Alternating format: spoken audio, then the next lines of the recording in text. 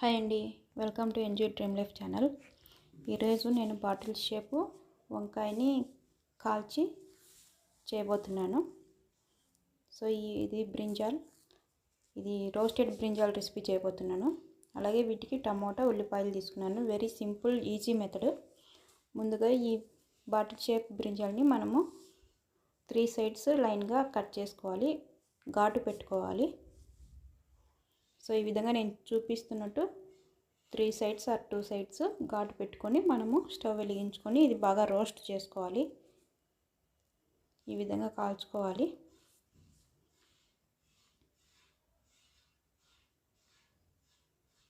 So ఈ విధంగా ఈ బ్రింజాల్ని సరౌండింగ్ అంతా బాగా కాల్చుకోవాలి. ఇది చాలా ఈజీ మెథడ్. ఎటువంటి ఫుడ్కైనా టిఫిన్స్కైనా చాలా బాగుంటుంది. రైస్లోకి ఓన్లీ ఈ రెసిపీ ఉంటే చాలు, మిగతా రెసిపీస్ అన్నీ పక్కన పెట్టి ఓన్లీ ఈ రెసిపీతోనే తింటారు. సో ఈ విధంగా ఒక సైడు ఫోక్స్ని పెట్టుకొని మనం కాల్చుకోవచ్చు ఈజీగా.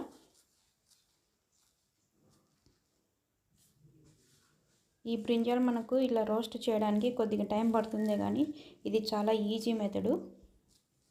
తర్వాత ఈజీగా అయిపోతుంది.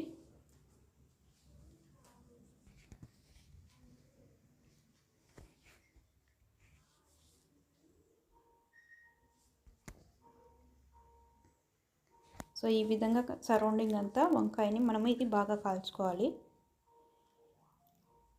చూసారు, నేను చూపిస్తున్నట్టు ఈ విధంగా చుట్టూ ఈ వంకాయని బాగా కాల్చుకున్న తర్వాత స్టవ్ ఆఫ్ చేసుకోవాలి.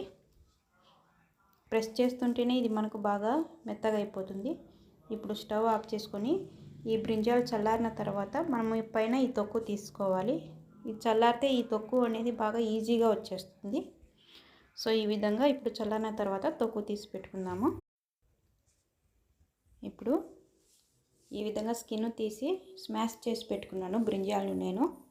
ఈ విధంగా స్మాష్ చేసి పెట్టుకున్న తర్వాత కడాయి పెట్టుకోవాలి.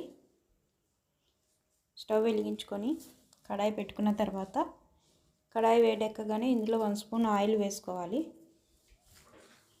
ఈ విధంగా 1 స్పూన్ ఆయిల్ వేసుకొని వేడెక్కిన తర్వాత ఇందులో పోపు గింజలు వేసుకోవాలి.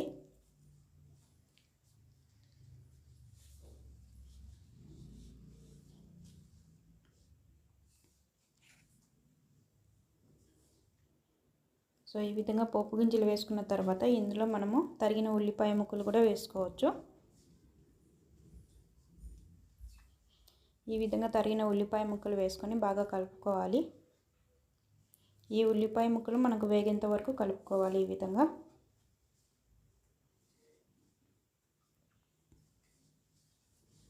సో ఈ విధంగా కలుపుకుంటూ ఉండాలి. ఉల్లిపాయ ముక్కలు మనకు లైట్గా కలర్ మారుతాయి.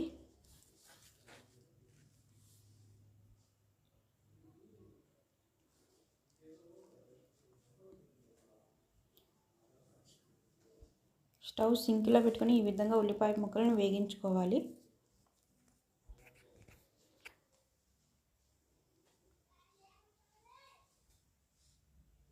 ఈ విధంగా మధ్య మధ్యలో కలుపుకుంటూ ఉండాలి. తర్వాత ఈ ఉల్లిపాయ ముక్కలు ఇలా దోరగా వేగిన తర్వాత ఇందులో జింజర్ గార్లిక్ పేస్ట్ 1 స్పూన్ వేసుకోవాలి.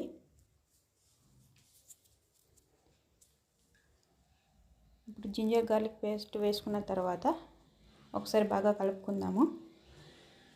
పచ్చి స్మెల్ పోయేలా కలుపుకుంటే చాలు. అలాగే చిటికెడు సాల్ట్, పసుపు వేసుకోవాలి.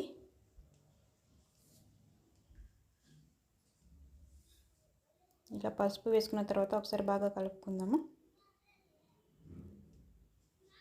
ఈ విధంగా కలుపుకున్న తర్వాత తరిగి పెట్టుకున్న టమోటా ముక్కలను కూడా ఇందులో వేసుకోవాలి.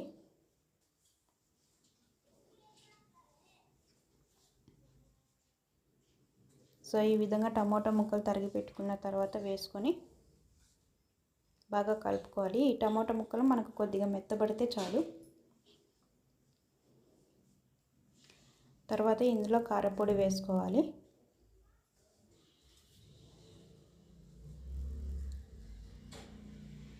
సో ఈ విధంగా కారపొడి వేసుకొని బాగా కలుపుకుందాము.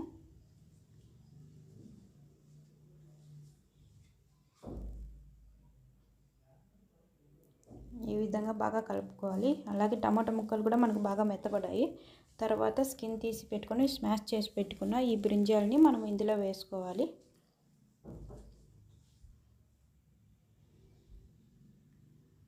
ఇప్పుడు బ్రింజాల్ని ఇందులో వేసుకుందాము. సో ఇందులో వేసుకున్న తర్వాత ఇదంతా ఒకసారి బాగా కలుపుకోవాలి.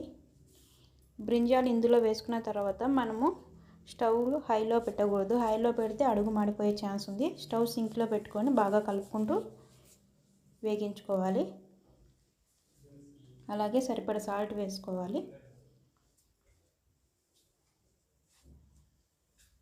ఈ విధంగా సాల్ట్ వేసుకున్న తర్వాత మళ్ళీ ఒకసారి బాగా కలుపుకుందాము.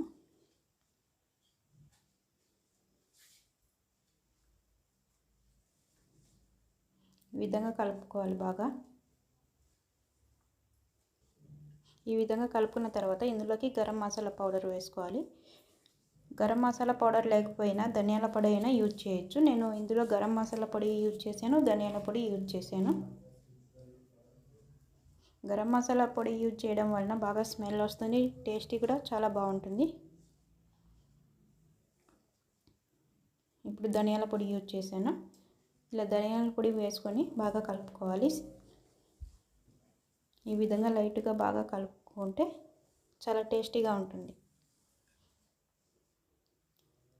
రోస్టెడ్ బ్రింజాల్ రెసిపీ మనకు రెడీ అయింది. ఇది ఎటువంటి రైస్కైనా చాలా టేస్టీగా ఉంటుంది. ఈ ఒక్క రెసిపీతోనే మనము ఎంతో బాగా తినొచ్చు. ఇది టిఫిన్స్ చపాతీలోకి కూడా చాలా బాగుంటుంది. మీరు కూడా తప్పకుండా ట్రై చేయండి.